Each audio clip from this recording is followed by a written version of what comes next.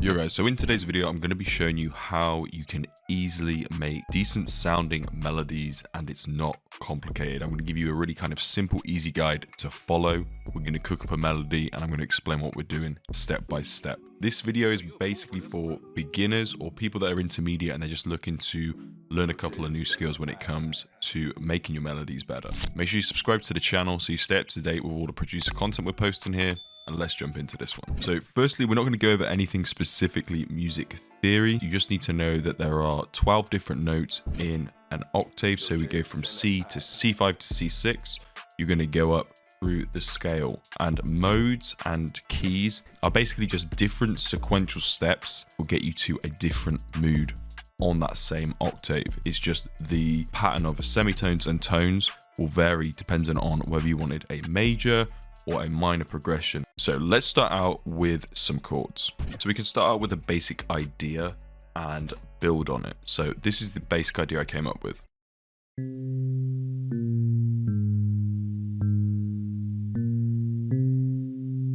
So now we've got the basic idea, I'm going to pick a scale. So I'm going to pick C natural minor here, and then we're going to skip every other note in this scale to create a chord. So this is a triad chord here.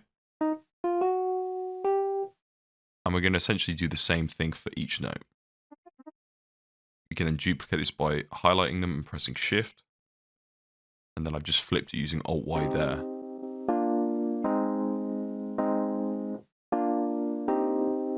So now we've got a pretty simple chord progression, and now we can experiment with different controls like the velocity here. We're using the randomizer to affect it. And we can also use things like the strum tool as well, which I'll cover shortly on some of the chords. If you want to use the randomizer tool, you use Alt-R, and if you want to use the strum tool, you use Alt-S. Now using Alt-S, we're going to add a humanized feel to this chord here. So now I'm going to mess with the strength and tension just to see what sounds best. I like that.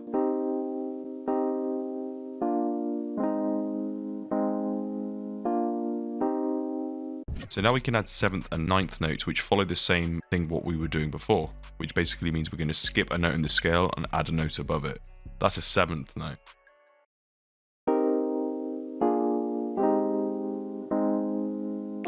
I quite like 2 of the notes, but I'm going to get rid of this one here. It just sounds a little bit too, I don't know, it just doesn't sound right.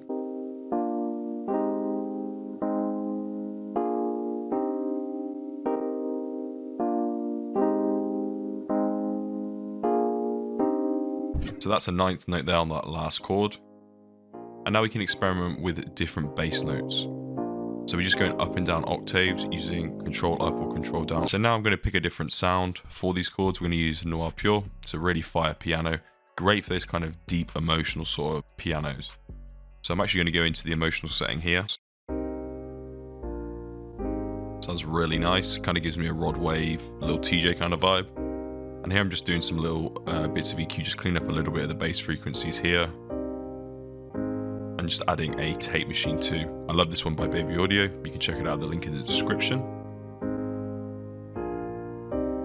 So now let's talk counter melodies or top line melodies. We're going to use this Rhodes piano. So it is another piano, but in general, avoid using sounds that are going to be used in the similar frequency space.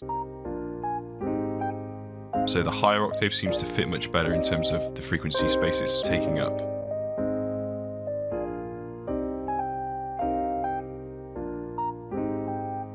Like, I particularly like G and A sharp, for instance, there. I think we can just move this over. And as you can see, I've got ghost notes enabled, so make sure you do that as well. Get your ghost notes enabled so you can see your previous melodies that are in the same pattern.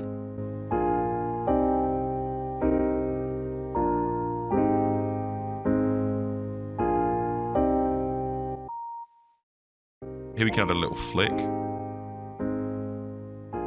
That's going to give it a really humanized feel to the playing. Perfect.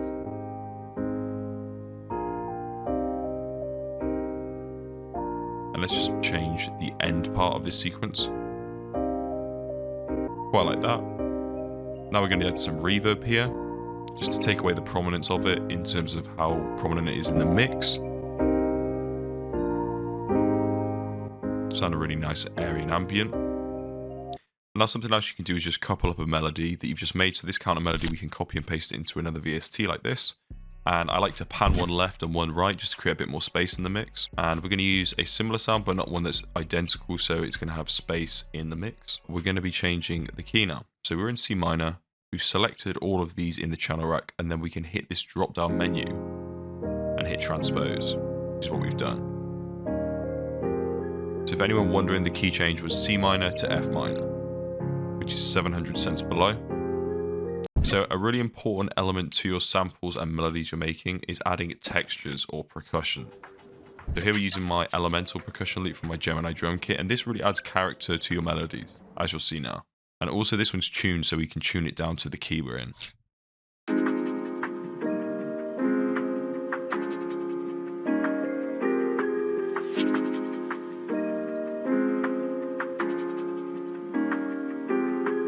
Like, to me, that already gives it more of a vintage or an R&B vibe. You're adding like these kind of cool little artifacts that you wouldn't expect to hear, and it just makes your melody stand out a little bit more without doing too much. So here we're in a bass line, so this is going to be the final part of the melody. So typically we'll follow the root notes of the chords. And you can have long sustained notes for atmosphere build up, or short notes for kind of like funk and groove, which I'll show you now. Or a mix of the two.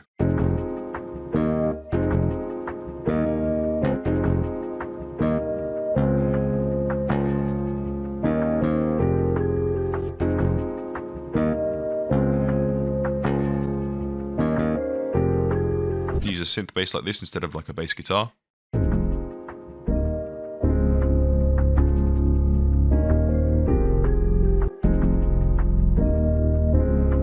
This all works really nicely together, which is the main thing. And then if you want to test your melodies, put a drum loop under it, see how it sounds.